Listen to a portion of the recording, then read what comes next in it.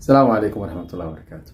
waxa hubanti oo aan la isku khilaafsanayn dadku inay aad uga cabsadaan geerida oo aysan jecelayn, laakiin haddana waxa u baahan in lagu baraarugo oo dad fara badan aysan la soconin in dareenka geerida si joogto ah uu noogu soo noqnoqdo anagoon ku baraarugaynin.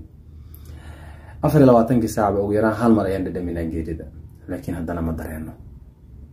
ilaahay subxaanahu wa tacaala suuratu tanziil ama suuratu zumar aayadda 42 wuxuu kaga sheekeynayaa laba mar oo dadka nafta la dhaafsiiyo.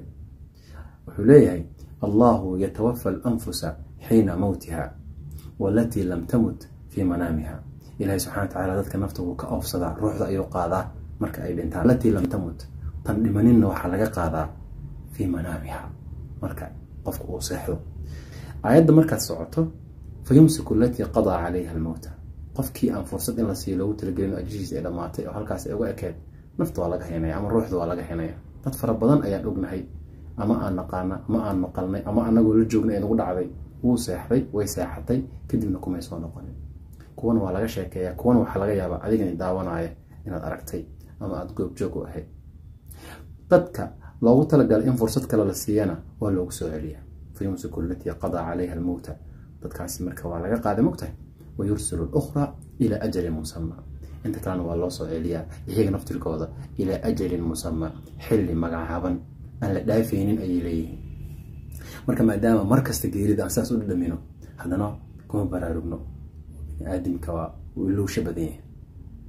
ayadda dhamaadkeeda marka fi inna fi dhalika la ayatin liqawmin yatafakkarun, dadka fikira oo tadabbura calaamado iyo aayado iyo waxba ugu sugan cashiro ay ka qaadan karaan. ilaahay naga dhigay dadkaas.